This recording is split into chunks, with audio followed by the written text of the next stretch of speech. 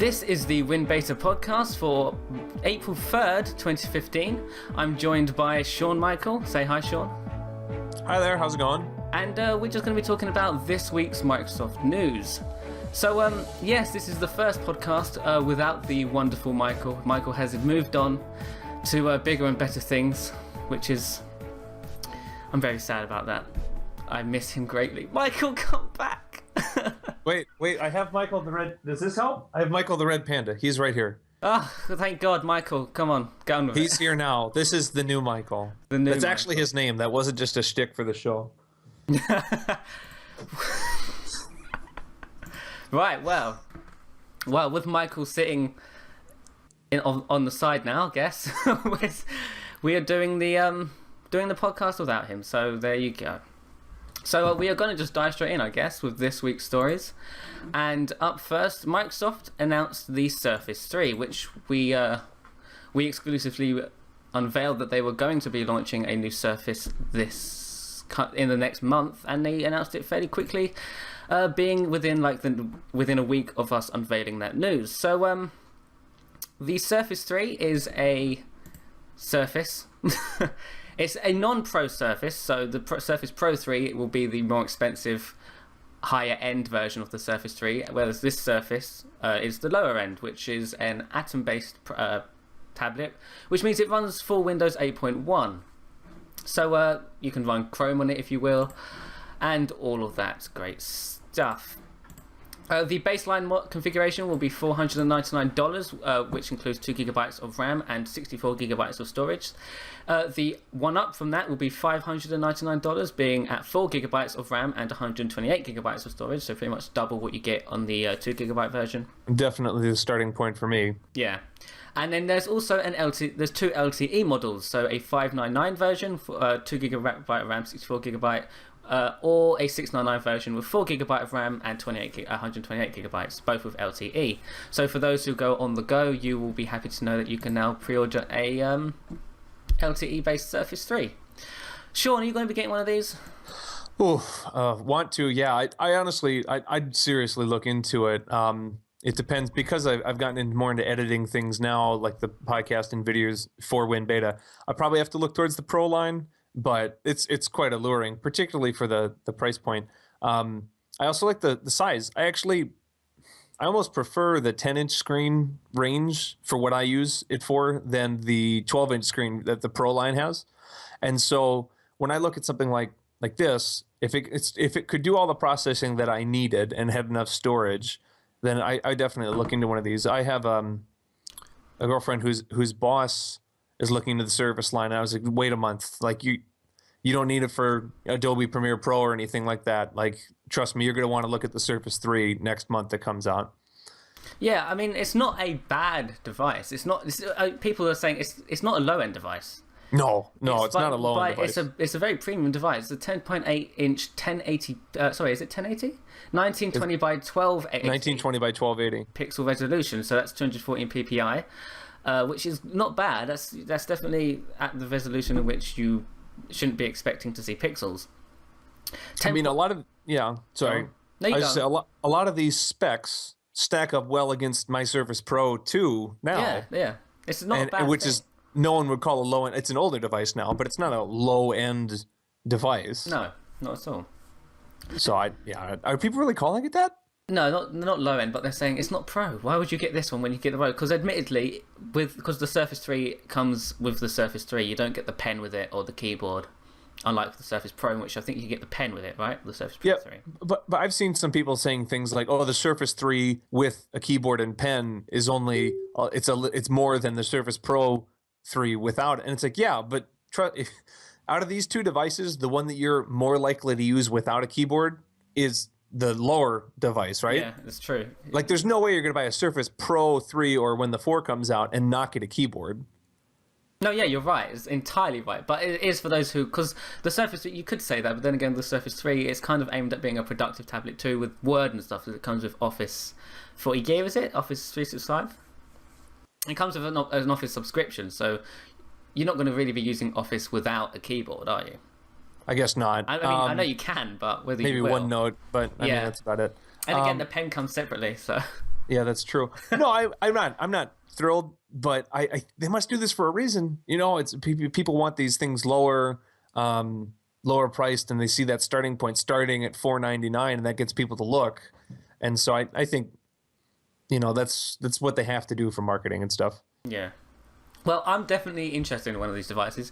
I had a Surface Pro 3 to review sometime last year, and I loved it. It was probably one of the best pieces of hardware that I've ever used Windows on. And I'm definitely interested in getting one of these Surfaces because the Surface 3 is not bad, but I would say it's overkill for what I do.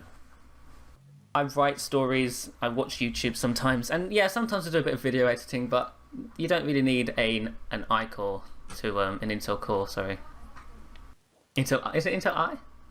I have no idea how that works. Brain freeze. But yeah, it was a bit, and for the price at the time, I think it's dropped like a little bit now, isn't it? The Surface Pro 3, so it's a bit cheaper. But the Surface 3 is aimed at a wider audience, and it's an audience which it's aimed at. I'm part of that audience, so I think I'll definitely be looking into getting one of these after my Microsoft Band arrives, which should be soon, hopefully. Well, I think the Surface 3 for students, for general consumers, for people who just need an office device that's a full computer, that's the thing that really held the Surface 2 back, was that you couldn't do certain programs on it. You couldn't use certain programs on it, that sort of thing. The form factor was fine. You know, what I do is I have a 10-inch device, obviously the Surface Pro 2 is whatever, it's within the 10 range, and then I use an external monitor that I tether it to.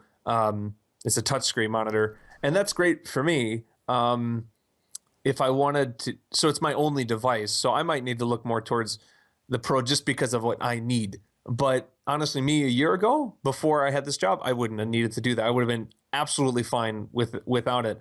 And I think that's what most consumers need to know. This isn't like sometimes you see brands, I don't want to name specific ones, but you see, and then they have like a alpha version or like a lower, and it's like they're just using the name, and then it's like a not high-end device. Yeah.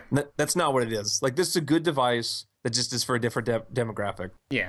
And you could say, it's an Intel, not an Intel, it's an Atom CPU, Atom Cherry Trail. So right. Definitely not super powerful, but then again, it's not poor either. It's also worth pointing out it charges with a micro USB. It does. Yes, it does. And that's really nice. Like actually, I don't have my charger today, so if I leave and it's just Zach at some point, we'll know why. And my girlfriend has a tablet that charges with micro USB, and it's so nice because obviously, my phone charges with micro USB, and then is it micro USB or is it more a different USB port? Isn't it micro? I'm not sure if it's or micro. mini. Might be mini. It might be mini. That's right. I'm sorry, mini and micro. Sorry, folks. Same thing, really. Well, are they? They're probably not. No, micro's really tiny. Micro's like what plugs into my Bluetooth, I think, or like a Bluetooth. I was gonna say micro would be a bit special. So sorry, mini. Mini. It's probably. Thank you for the correction. But that's still it's the same as like a phone charger, right? I'm just happy that they're launching it with an LTE option, or coming a month later, because the Surface 2, when it came out, it took ages for the LTE model to come out, didn't it? Yeah, I'm glad that they have. And it's, yeah. They changed the back of the Surface. The new Surface 3 no longer has the Surface logo on it. Has the Microsoft or the Windows or whatever logo. They're doing what Apple do, don't they? With the whole, it's the Apple thing. I'm not really sure. You just said that, and I realized it's a gray device with a shiny silver logo. I'm not sure I like that. Where have we seen that before? No names. Anyway. So yeah, the Surface 3 coming. When's it launching? May 5th in the US and May 7th everywhere else? I think so. International markets. Yeah, May 5th, May 7th. Coming with Windows 8.1, like we said it would, because totally upgradable to Windows 10. Yeah, completely upgradable to Windows 10 within that whole year of Windows 10 coming out. So I'm sure you'll take advantage of that. Everyone should. Yeah. Though that being said, we're going to get into it later today. That would actually be a big thing if they actually got everyone to switch. But we'll get into that later. Yeah. So, I think that's it for the Surface news of this week. Hopefully there's no more till build. Because I think, are you waiting for a Surface Pro 4 before you consider getting a Surface 3? Yeah.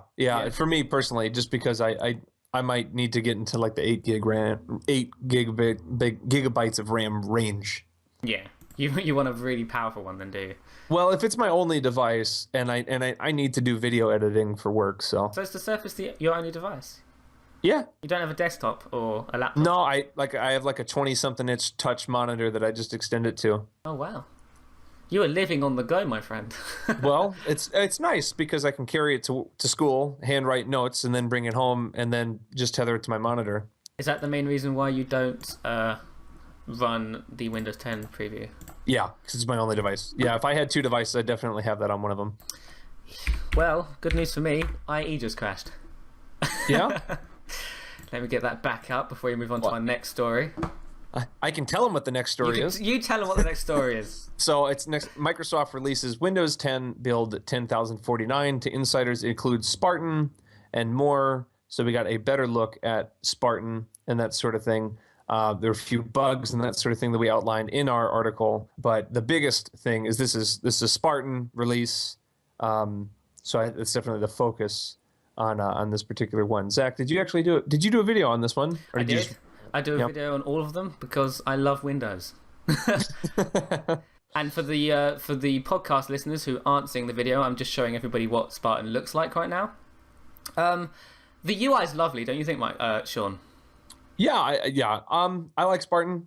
More than IE already, just based on layout and stuff. Obviously, have to stabilize it, but how it looks, I like it more. Yeah, the UI is. I think it's great. It's a mix of Chrome. It's a mix of all the great browsers. And I like it. I really do like it. So yeah, Spartan in build 10,049 is pretty much the only new addition in build 10,049. Other than the calculator and the alarms app being white instead of black now, that's kind of it. I actually like the white ones better. Yeah, I don't mind the white ones, but there should eventually be an option to switch between them. So if you want a black, just like on Windows Phone, you can have a light theme and a dark theme. I believe that is the idea with Windows 10 as well, which is giving consumers options, which is always a good thing.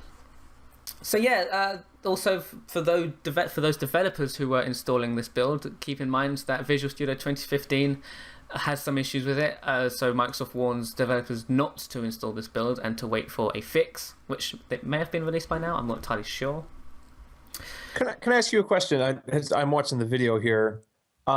What's a real life situation you could see yourself annotating a web page? You know what? I can't see myself using it. Ever. Like, it's a cool feature. I'm sure people will find a use for it. If someone in the comment section has it, like, that's great. If you can find a suggestion, because I'm sure I could use it. Because at first it was like, why would you want to annotate other things? Like, I annotate PowerPoint slides all the time. Yeah. So I guess you could find a use for web pages. Do you use the Surface 2 have a pen? I have a Surface Pro 2, so yes. It's still Wacom. I guess the 3 switched to something else, but yeah, it's got a good pen. You can use it with the Spartan, right? So you have a better reason to use it than I do. Well, I wouldn't. I don't know what web page I would need to annotate. For the podcast, you could highlight. There you go. There you go. One use we could use it for. Yeah, there you go. That's it. That's an effect starting now. So next week's podcast using Spartan. You know, another thing, if Spartan shows up on the Surface Hub, then you would want to be able to annotate that. Yeah, definitely. I think that must be one of the main reasons why they're doing it, really, because it's kind of like a big feature they're talking about, and it's kind of like, really, it's not really anything new that we haven't seen before. But I guess it would be because of the Surface Hub and whatnot. So yeah, that makes sense. For the build also includes a few fixes in this build. An issue in build 10,041 when the Photos app on your PC crashed when you would tap the circular icon, so that's been fixed. We've also fixed the issue from build 10,041 where you might end up in a state where windows open on your desktop are accidentally visible behind the start screen, task view, snap assist, and when rearranging windows in tablet mode. I think that was sent out via a patch as well, so good news for them. And you will no longer get stuck when you manually lock your PC during the initial out-of-box experience. That was a funny bug because I accidentally ran into that. And what it just locks your PC like you would expect, but you can't unlock it once you lock it. Oh. So that's it, you've got to restart. So that's a good bug they fixed. Known issues with the build. After logging in, you may see a blue screen instead of your desktop. To work around the issue, lock your PC with the hardware button or by pressing Win key plus L, and try logging in again. You can also use Control-Shift-Escape to open Task Manager and restart Explorer. Indexing of new email in Outlook is not working, so search results will be limited to when the last index was built. And if you have a virtual machine hosted on your PC running Windows 10, you will want to move to the slow ring and wait for the next build, as this build breaks the ability to run virtual machines. That's only if you clean install. They said later that if you upgrade from 10,041 to 10,049, this issue isn't a problem, so your VM should run fine. So there you go. I clean install, because I always clean install, so I can't run VMs. Yay! Bugs preview, all to be expected. Yeah, well, it's preview. I can say this. I don't know enough about it to say, is Windows 10 going to be available this summer? I'd point out, technically, folks, until September 20th, it's still summer. Yeah. So they might, as you know, it's we're not sure what's going to happen there. But I would say that we're starting to get, like I said, a real clear picture of what this operating system is going to look like. Yeah, it's starting, and at build, hopefully, we should see the final, what it will look like when it comes out. Hopefully. I sure hope so. Let's see if they keep to their plan. Yeah, well, I mean, especially if they're going to release Windows 10 for PC and phones, they're definitely behind in the phones. A lot of commenters saying that they will not be Flash in the Windows Phone version of Spartan, which that doesn't surprise me. Does it surprise you? I mean, if it's universal, it probably should be universal, right?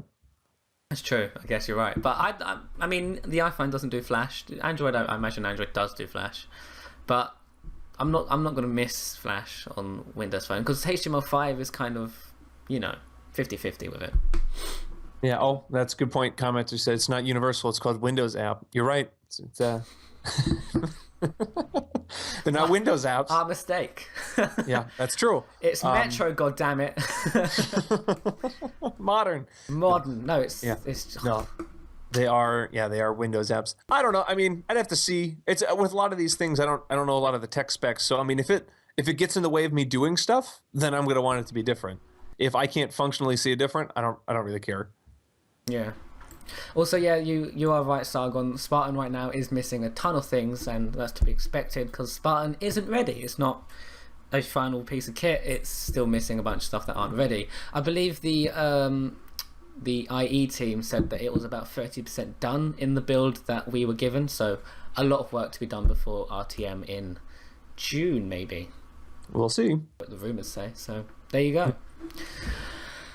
Moving right along to the next story of the day. Leaked video of Windows 10 for phones gives us a better look at the Outlook, Calendar and Mail apps. Now, these apps have been demoed by Microsoft in the past on stage, but we've never actually seen them in a build. And the build on show in this video is build 12,534. We even saw them on phones that aren't even going to have Windows 10 in the next release. Yeah. Jerks. Yeah, so build 12,534, which is also known as 10,051. And yeah, so these two new apps are included, which leads us to believe that these new apps will be in the upcoming preview for Windows 10 for phones. Yeah. So, yeah, it's exciting. And also, since they're in the phone builds now, since they're kind of sharing the same code base, these apps are also in the desktop branch, meaning we could also see these apps in an upcoming desktop build as well. The apps are universal, so they work across PC and phone, and they incorporate the hamburger UI, the new elements that they're using for these universal apps. So many people aren't too happy about the. Are you a fan of the universal apps or not? Not universal, the hamburger menu. Oh, I was like, why would I be against Windows apps? Like, those are great. What's the issue? Why do people hate hamburger? I'm not sure. I think it's because Android uses them. Now, can you describe, just to clarify, because we had Thomas from VLC talk about the difference between the hamburger menu and the hamburger button. What are they specifically upset about? I have no idea. I think it's because, like I said, Android uses them. But again, it's because maybe if you're using it with your right hand, it's kind of in an awkward place to get with your thumb. Oh, yeah, I guess I And could see. I'm a lefty, so I believe that actually Who Windows cares about you guys? Windows Phone uses them slightly differently, though, I believe, in which that the OneDrive app isn't a good example because it doesn't allow swipe, but I don't know if you can see it. It's going to be difficult. Can you see that? No, you can't see that. But a good way to use the handbag, which is what Thomas talked about, was if you can swipe to it without having to touch the button. Exactly. But with the OneDrive app, sorry, you can't do that. Hopefully, with these universal new apps, the new universal apps, you will be able to do that. So if you can do that, then I don't see the issue of hamburger menus. But if they don't allow that, then I guess we are in trouble. I'm not saying that Windows should just adopt everything from another operating system. I like the layout of Windows, but I don't think we should hate something just because somebody else uses it.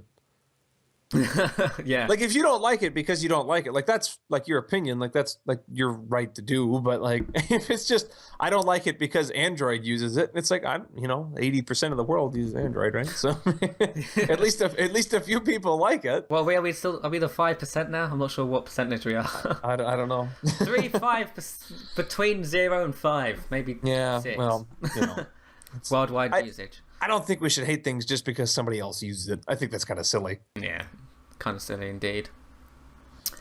So yeah, that's pretty much it for that story. So hopefully, like I said, we will see those apps in an upcoming public build. I'm not sure if they'll be in the next public build because this build 12,584 was compiled very recently, maybe late March.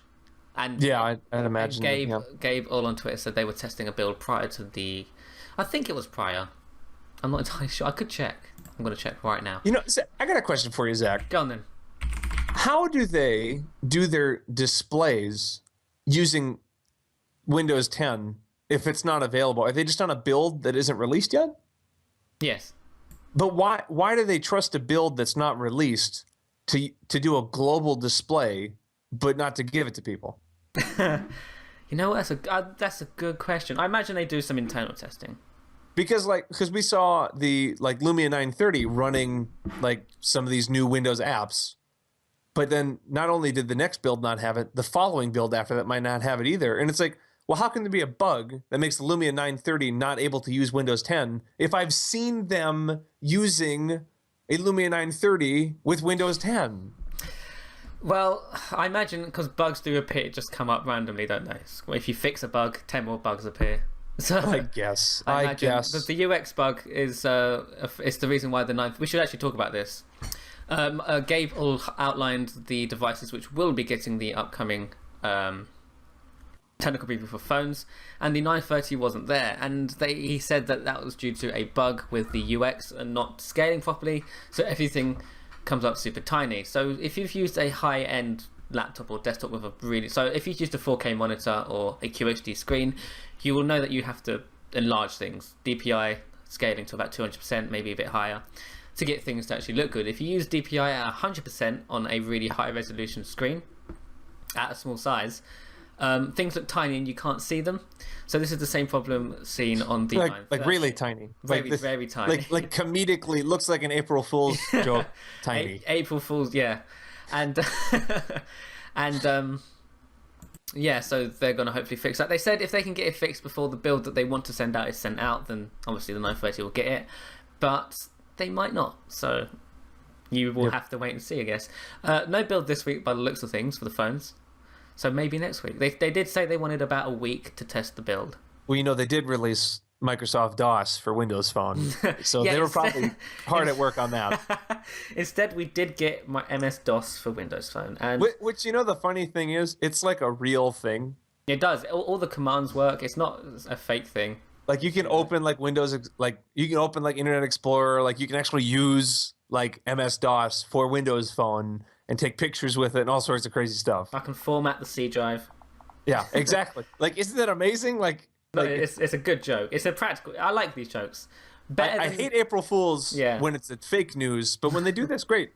Yeah, it says, warning, all data on the non-removable disk drive C will be lost. Proceed with format? Yes. And now my phone's dead, so there you go. Is it? No. It errors out, so there you go. Errors out being it doesn't error at all, it's just impossible. They do use the Windows 3.1 GUI at one area. That's so funny. I mean, I love it. I mean, like I said, I hate like fake news stories. I had a friend on Facebook who did like a fake engagement, and to be honest, he just got divorced like a few months ago. Wow. Okay. So like to get he got divorced like, and it was an official, like I think it was like 2 months ago, and then have a fake engagement. It's like, like that's kind of in poor taste. Hear the noise? There you go. That's what it looks like. Windows 3.1. Yeah. And if you click on one, it launches Internet Explorer, and then you can go about your day, which is great. Good practical joke. I like jokes like that. Yeah, that one's good. Other ones, not so good. Yeah. Not so good indeed. Yeah. You know what's totally a joke? Apparently rumors are that they have fixed the 930 bug. Interesting. So hopefully we might see it on the 930 next week, or we might not. Will you upgrade to the technical preview if they do? Again, it's my only phone. If I Dom. Well, go ahead, Zach. I will put it on my main one. Really? Yeah. I mean, I run Windows 10 on my desktop, and I don't run it on the XPS, but there's a good reason why I don't do it. Yeah, but then you have to change it back to Windows 8 so we can record the podcast. Shh, don't tell him that. Secret. Well, I mean, if things go... Actually, I'm not going to show you that. I was going to show you all my Windows phones. Don't show him things you aren't supposed to have, Zach. The Lumen 940 over here. Shh. Jokes. That was a joke. I would, if I review the Lumia 640, and I have one of those, I'll probably put Windows 10 on my Lumia 930. Oh, wow. Because then I have a backup. So wait, will you switch to the 640 as your primary? Or... Yeah. Okay. Doesn't count. I'd rather have a stable lower phone. Yeah. And then I'm not gonna get the 640 to review it and then put Windows 10 on it. That's not an honest review. Sargon, you're ruining our fun, Sargon. DOS is just a toy. It's a Silverlight app.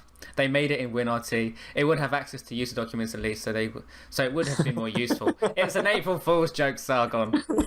It's not supposed to be real MS-DOS. Wouldn't it be funny if they actually released it as a joke, but then they actually ended up adding features, so they left it there? This app gets more updates than the technical preview for phones. It's got more updates in April than the technical preview for phones. It's got more updates ever than anything they've ever released. Anyway, you know what isn't, or you know what is a joke? No. Windows 8 market share. Oh. Compared to Windows 7. Well, I can tell you now, I added to that market share today by installing Windows 8 onto my desktop. Yes! For the record, I love Windows 8, but it's a perfect segue to our next story, right? You are better at segues than I am. We've established this. You know what? You should segue all of our stories from. That's true. You know, my dad wrote a segue, around DC once, so maybe that's why. Wow. Okay. So the segued story this week is the Windows 7 still dominates Windows market share. Windows 8.1 sees slight increase, which is very slight. You know what? It might as well not have increased at all. What was the increase this week? It was 10. It was 0.06%. Slight is used very slightly there, isn't it? So basically, no increase. Mm. Well, I mean, it has been dropping as of late, hasn't it? So any increase is good news for Windows 8. The increase of Windows 8.1's market share was less than the total market share of Windows 10, which is not a publicly released final build. So that's how much it increased. Not very much. I mean, I think since many know about Windows 10's existence now, it's kind of stalled the increase of Windows 8 because why upgrade to Windows 8 if Windows 7 users can just jump to 10? That's true. So there you go. I mean, for those running Windows Vista and Windows XP, what are you doing? Come on. Chop. Windows 7, Windows 8 is waiting for you. You're going to get Windows 10 for free if you get Windows 7 today or Windows 8 today. That's true. So what does it say? It says Windows 7 holds a top total market share of 58. I'm just going to round 58%, an increase of actually almost 2%. So that's actually a somewhat substantial increase based on number of users. So anyway, it says XP comes in second place. So you heard that right, folks. XP is second place. What's the percentage XP now? 16.94. 16.94, which is actually a 2 and some change % decrease. You do realise that that is an unsupported operating system now, which is vulnerable to any sort of attack that gets created between now and the future. Yeah, but I did a story today on Windows Server 2003, which we already know is not going to be supported after July 15th. But I bet you some people still use it. Yeah, why wouldn't they? I mean, if they've got it, they've got it. I mean, and that's the thing is, people, it's a free upgrade for us to Windows 10, but it's not for them, is it? No, not 2003. No. No. I mean, for XP. XP to 7 to 8 to 10. Like, there's some money if you updated your entire enterprise, right? Yeah, you got to pay them. I mean, volume licensing helps out with that. Yeah, but I mean, if you're somewhere if you're Ford or a company with just the government is a really good example of the government has thousands and thousands and thousands of employees. Just like my dad works on Capitol Hill for the Senate, and I think they're using Windows 7, and I don't see them upgrading to Windows 10 unless they didn't have to pay a mountain of money for it because they already like what they have and they have to pay. We don't. I'm going to upgrade it for free, but they would have to pay. Yeah. But I don't think it's an issue for enterprises. It's not as big as an issue for a consumer, say like me or you or someone, to pay for a version of Windows as an enterprise. Because I mean, like I said, they give volume licensing, and that allows them to get thousands of licenses of Windows for a discounted price. Okay. Hey, it's probably worth pointing out, it seemed to be a little confusion in the comments, or they're just arguing with each other. I only saw the tail end of it. These are statistics for Windows operating systems in use, like XP 7, 8.1, that sort of thing. There's nothing to do with Windows Phone, which actually, in my opinion, is actually going up in Europe based on the numbers I've seen. Mm-hmm. So this is just talking about Windows 7 and their, I don't know, how they're staying around even though there's newer ones around. Yeah. I'm not surprised, are you? Not surprised. I'm a little surprised by XP. Like that's pretty high. It's very high. And I mean it is decreasing. It was almost 1 in 5 until last month. Mm. But I mean, just think about that. It was almost 1 in 5 and it's still like 1 in 6. It is really crazy, but like I said, it is decreasing slightly, and I believe the reason Windows 8 has stalled in market share growth is because of Windows 10, which is kind of technically just around the corner. So hopefully, I mean, we can readdress this issue sometime later in the year or next year and see where Windows XP is at, Windows 7 and stuff. I can guarantee you Windows XP will be below 5% this time next year. No, that's a big jump. Maybe 10%. I wouldn't say guarantee to that. Maybe 10%. You heard it here first by Zach, not by Sean. Maybe 10%. I reckon it'll be below 10% by Michael said that. That's why he's gone. No. Yeah. And what about Windows 7? Windows 7 is going to be up there for a long time. I think it will be too. And I think it's because the enterprise. People don't understand. Enterprise users are a really, really big market share for Microsoft. Like I'm telling you, like my dad, like he works for the feds, and they a ton of them are. I bet you they're going to stick. He didn't say that specifically. Like I'm not whatever. Don't go look them up and whatever. But I'm just saying, based on I know what operating system they use and how long that sort of thing. It's a lot of employees to update. It's a lot of money for these enterprise contracts and stuff. And if it can already do everything you want, they're not going to update till they have to. Yeah. And that's pretty much it. So, I mean, many of them are using Windows XP for backward compatibility reasons. There's a lot of factors why Windows XP is still in the game. And Sargon mentions, he raises a good point. Not every XP machine is connected to the internet. Yeah. So you can guess there's more than 16.94% of XP machines out there. Way more. So is that true? Somebody said bank devices run XP. Yeah, ATMs. Okay, yeah, or cash points as they would think it was. Cash points. So about 95% of ATM/cash points run XP, which is nuts.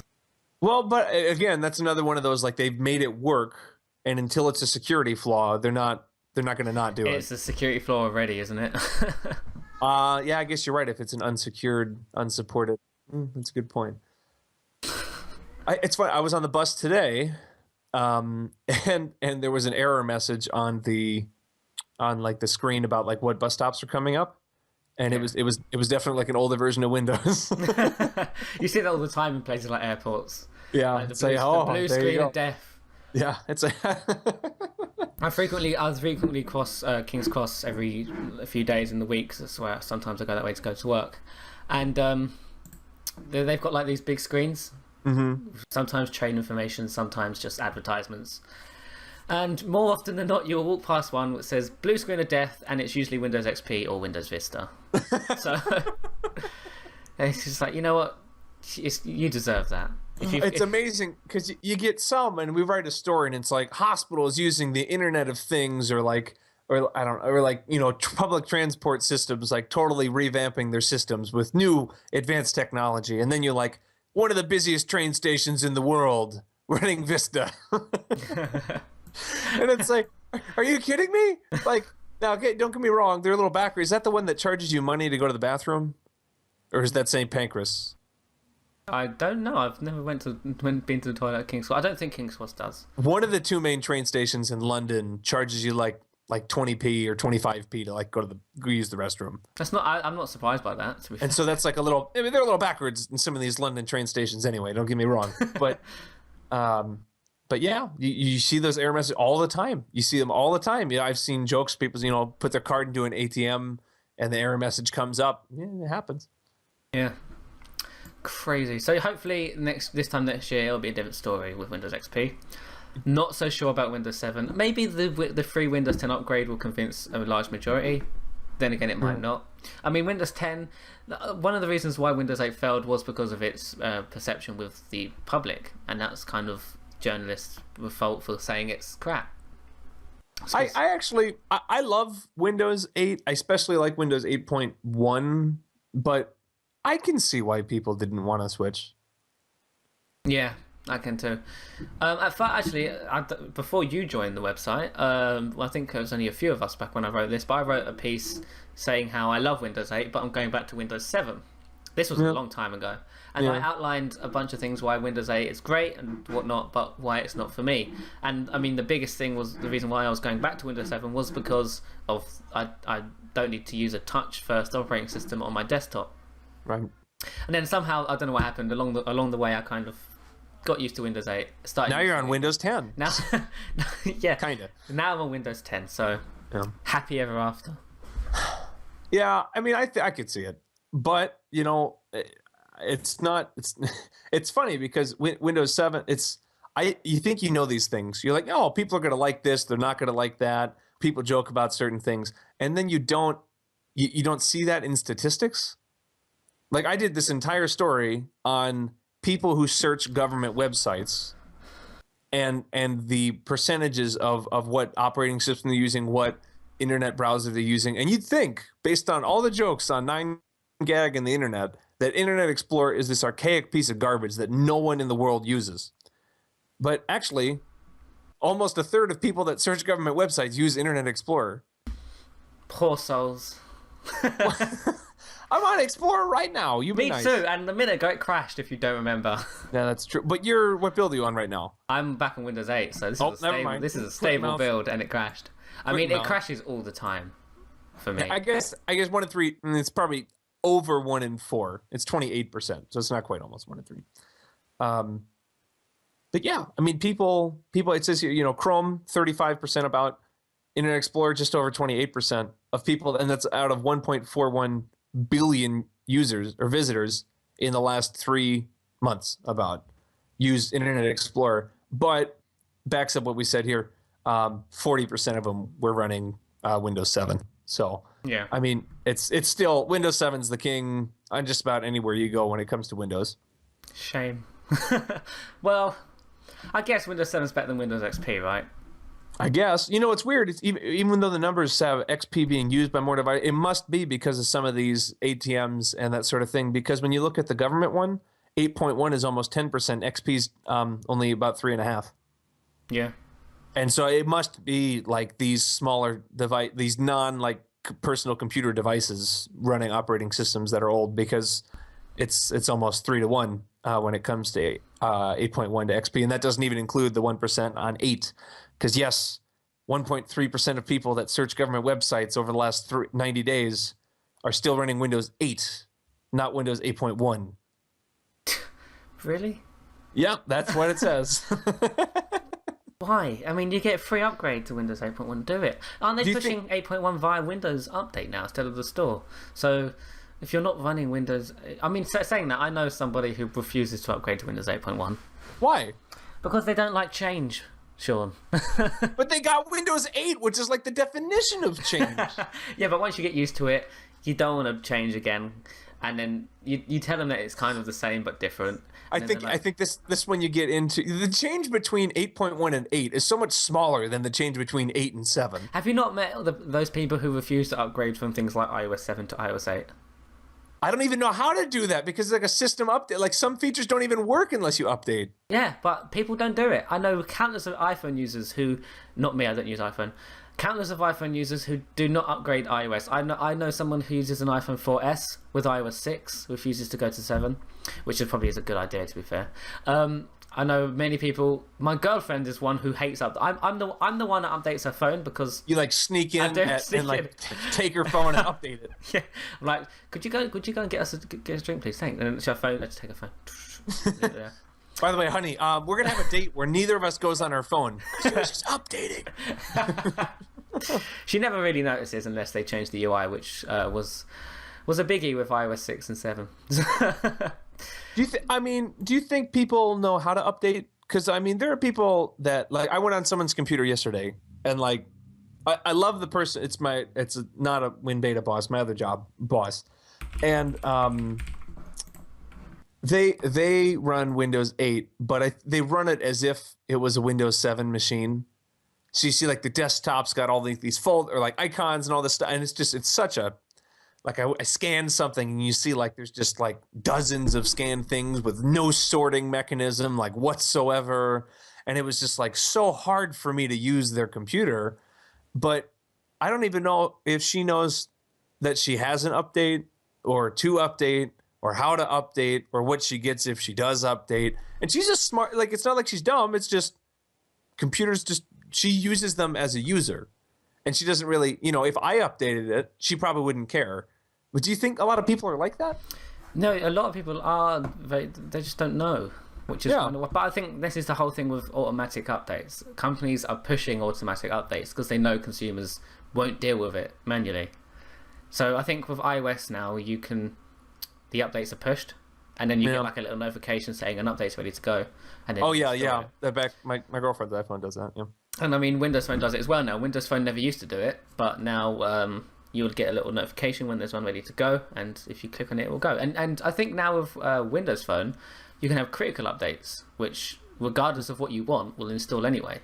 Friends, countrymen, lend me your ears. If you have a friend using Windows 8, don't steal. Make them update their computer to Windows 8.1. Even if it's by deceit. Just because it looks so bad to have statistics where Windows 8 has almost as many users as, it's 1.3% of searches on government websites are from unupdated Windows 8 PCs. It's just unbelievable.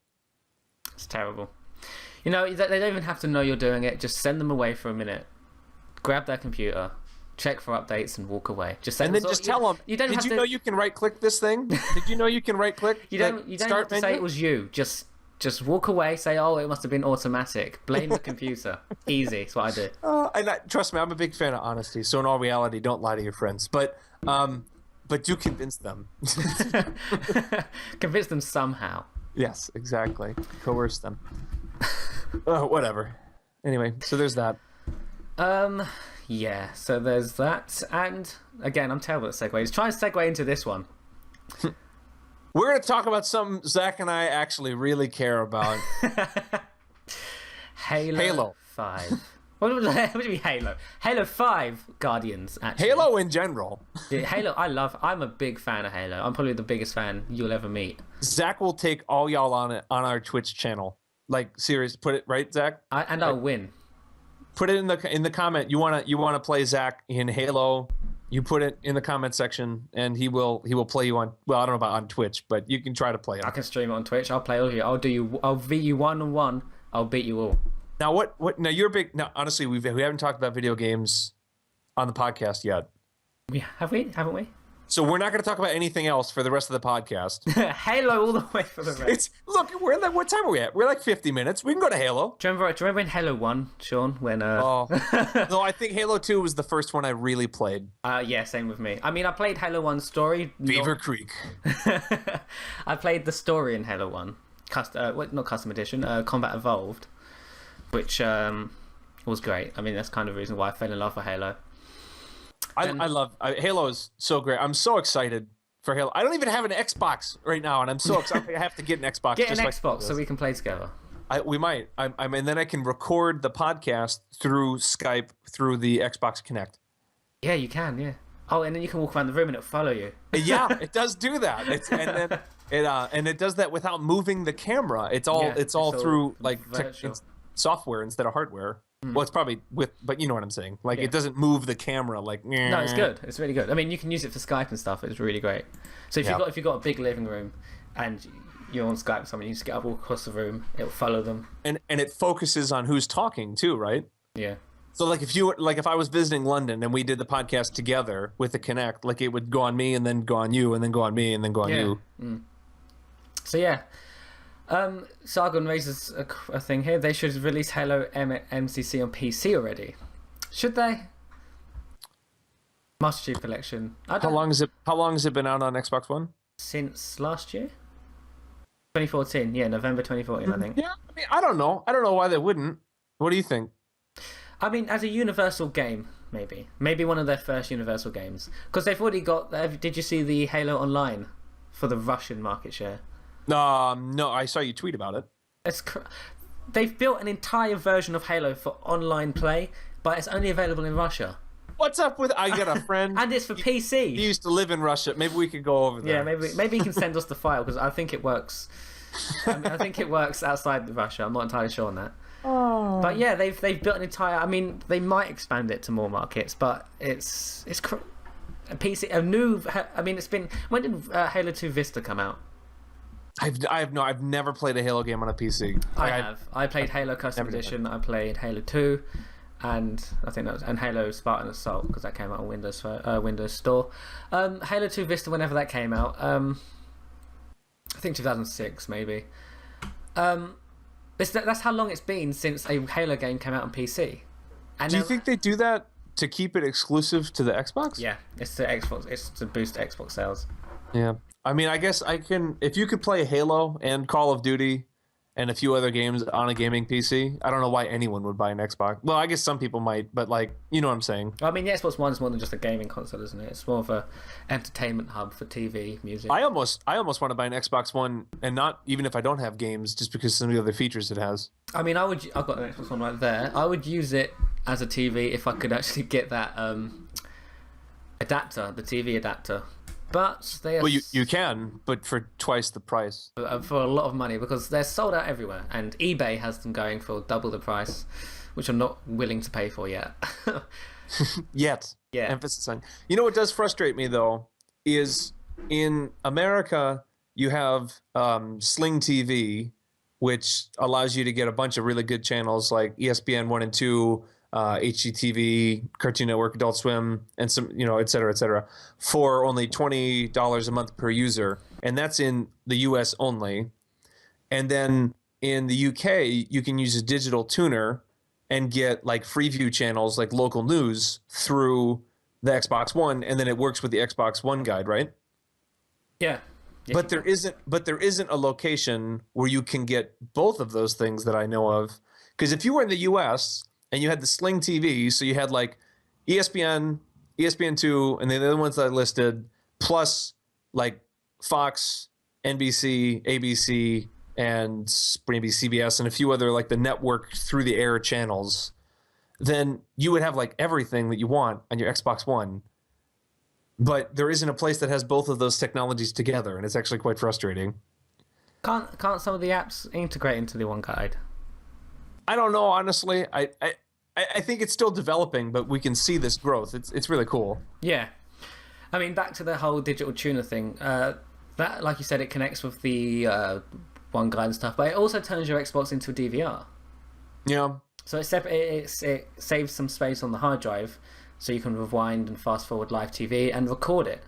Now that but that's not in the US right now? That's not in the US. It's UK. They need to do that. Yeah, but do you get Freeview over there in the US? I imagine you do. They have over-the-air stuff. I think they call it, I don't know what they call it, but yeah, they have some digital where you don't need cable to get it. Yeah, well then I suppose that would work, but I don't know what bandwidth they're on though. I can't even get it over here in the UK where it's supposed to be out. So good luck getting it in America. Yeah, no, that's what I mean. Anyway, back to video games. Halo 5, right? Yes, Halo 5. A couple new live action trailers came out this week, and I mean two trailers came out, same trailer sort of, except the roles are reversed. So, spoiler alert for those who haven't seen the trailers yet. But in one of the trailers, the Master Chief is up speaking and is about to shoot. I think what's his name? Spartan Locke.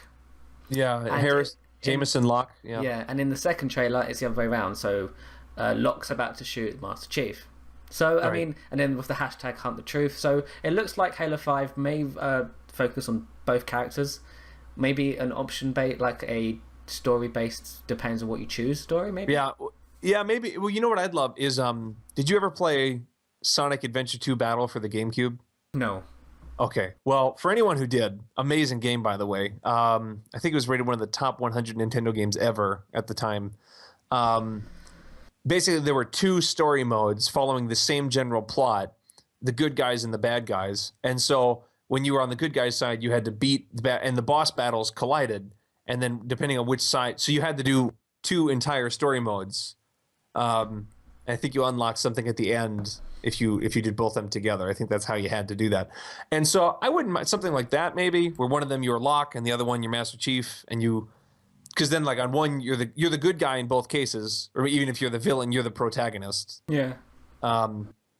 Anyway, I mean, it could. It definitely seems like a new take on the Halo franchise. Because do you think Spartan Locke looks kind of like Chappie? He does. He does, doesn't he? I like Master Chief so much better. Who's this Locke guy? I don't like him already. He's made a few. He seems to be hunting Master Chief, which is a bad thing. Bad news for Halo fans all over the world. I guess the plot. I mean, the spoiler. It's a commercial. Like, just go watch it. You have to pay. It's both of them are right here. It's not part of, like. It's a live action trailer. I don't even think it should be in the game. It looks like it's a post-apocalyptic world that Locke thinks Master Chief caused, and so then it's like, I'm trying to clean up your mess. But then again, on the other trailer, it's the other way around. Right. Because I mean, because nobody knows really what Halo 5 is about. Rumors have said it will be Master Chief on the run from the UNSC or UNCS. Is it SC? I have no idea. UNSC, I think it is. Because Cortana, if you played Halo 4... This is a spoiler alert. Cortana in Halo 4 was sadly killed off. Which... Well, no, she was moved to your phone. Yeah, she got upgraded to the phone. There was one where... I haven't been able to get her to say it again, but I asked Cortana once, I was like, do you know Master Chief? And she goes, not yet. You know, she actually does answer that as well. She's got a few responses to that. Let's try it. Yeah. Do you love Master Chief? That's complicated. And personal. And personal. And personal. Oh, you have British Cortana. I do have bit. She does Michael Caine impressions. Yeah, she does. So yeah, the Cortana here is slightly different to the one you experience in the US. Sadly, I wish to be US for that very own reason. For that very one reason. You know, I've been using my US stuff while I was in the UK, and it actually forced me to change regions the other day. Space Core says you can't have a not cool voice whilst being British. No, not for my phone. For Xbox Video, I wanted to buy Guardians of the Galaxy, and it would not let me purchase it because I think it knows that I've been in the UK since September. And so it's like you can't if you've permanently moved, you have to change your region. And I was like, what? You do, you have to, and it only allows you to do it once a year, I think. And it's like, but I'm American. You're not in America. You've got to live by our rules. I guess that's how it works. Let me ask. So October 27th, which is 2 days after my birthday, so we already know what you're getting me. It's the official release date for Halo 5. I can't wait. I bet it gets pushed back. Do you? Every other game has. Every other Halo game or every other game? Every other game. Like I know Quantum Break, Yeah. not to be confused with Quantum Leap, despite my typos. Sorry. Quantum Break got delayed, but they never had like a release date though. Quantum Break they've talked about since like 2013, but I don't think they ever had like we're releasing it this day. And so like they're pushing it back, but it's from an indefinite, like this is a definite date. They better not. But I guess the alternative is releasing it and then having to upgrade it, and that was a train wreck for the last one. It was. I mean, it's fixed now though. The updates fixed it. Does the multiplayer matchmaker actually work now? It does. Well, I've been playing a lot of Halo since it started working again. The ability to play the Master Chief Collection is an interesting game because the online it spans across all 4. Right. So the engines change per map. Ooh. So you'll be playing Halo 3, say, I don't know, Sandtrap. Then you'll jump to a new map, which is from Halo 1, and the engine will change. And it's like, so the controls dip, you can no longer sprint. The game's a lot slower. The pistol's all of a sudden like a nuclear warhead. It's I think it's good. That's actually pretty cool. So like, wait, if it's in Halo 1, can you dual wield a Needler? Yeah, Halo 1, I think Halo 2 can do that. You couldn't dual wield in Halo 1, I don't think. Okay, so one of them, but I know that you can't dual wield Needlers anymore, right? I'm not sure. I mean, Halo 3 stopped it. Or did they? I know one of the games stopped dual wielding. I think it was ODST. But yeah, anyway. It jumps between being able to wield and not being able to wield. That's actually pretty cool. Yeah, so it's like different rules for different maps and stuff. I think it's cool. I was like the brute shot. I used to love matches where everybody had a brute shot. I used to love Run, Fat Boy Run. What are the rules for that? That was a custom game, and you'd get like a lobby full of however many you could fit on an Xbox 360, and one person would be on one team, and then everybody else would be on the other team. But that one person on their own would be super powerful, have like 100 different shields, and would be technically invincible for a long period of time. And so the maps would usually, because you could use Forge, you create your own maps. The maps were designed in levels, so you like run to a checkpoint, stand your ground, shoot, and then go to the next level once he gets too close. And usually by the time you're at the back, because usually once at the end of the map you get locked in a corner, so this is where you got to get rid of him. And usually at that point you would be able to do it. But if he gets you, you turn into a really weak, sort of half invisible guy, player with a ghost with a energy sword, and they're really fast. Right. So over time it becomes more. I miss Halo. Over time it becomes more and more. More difficult for the team against Fatboy. Right. That was one of my favorite ones. Oh, we definitely gonna have to play this sometime. I'm coming to London this summer. We'll have to figure something out. Yeah, what are you doing here in London? There's a conference in London that I'm gonna use as an excuse to travel there and for work. Okay, nice excuse. I don't even know what it is. It's that Kip told me about it. I don't even think it's something I'm that particularly interested in, but is it to do with WinBeta or just random? Yeah, no, it'd be WinBeta. Like I'm gonna go. It's some sort of Windows thing, or I don't know if it's a video game or something. It's an excuse for me to go to London. Well, why haven't I been invited? I don't even know if we're like. It's not like a huge event. It's just like a. Kip, you've been called out. Tell me what's going on. I asked. I was like, "Is there anything in London?" Because like I want to.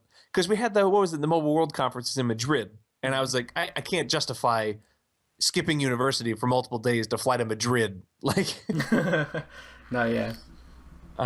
Anyway, so yeah, Halo 5, super excited. I honestly might get an Xbox One pretty much just so I can play it. Well, I'd use it for a ton of other things too, but that might be the tipping point. Definitely. So I think that wraps up this week's podcast. We will be staying on live for a little while, but for those listening via the podcast app or wherever else after this has been live streamed, we are ending the podcast here. So, Sean, any final remarks? No, challenge Zach. He has talked the talk. You better make him walk the walk. I'm telling you now, I'll beat everybody. Ever. So do they still do levels like back in the day? What do you mean levels? Like online multiplayer, like you're a 50 or you're a 40 or the skill based is in some playlists, but not all of them. I think they'll be coming back in Halo 5. So what? Like, give us a bragging point that's like you tell us you're so great. Tell us something that proves it. I don't actually know. I mean, my KD's great. That's one of I'm so big on KD. If I'm dying a lot in a game, I'll get so angry because I know that it's like going against my KD and it'll start going down. So I have to always get more kills and deaths in a match. Well, there you go. All right, then, folks. Challenge Zach, play him in Fat Boy Run, and then beat him. Make sure you're following us on Twitter at winbeta.org.being.dot. Following Sean Michael at Sean_Michael_UK. And me at Zach B _ Zach B, so no K, just NAC B _. So that's it, guys. Thanks so much for watching or listening, and I shall see you in the next one. Bye bye.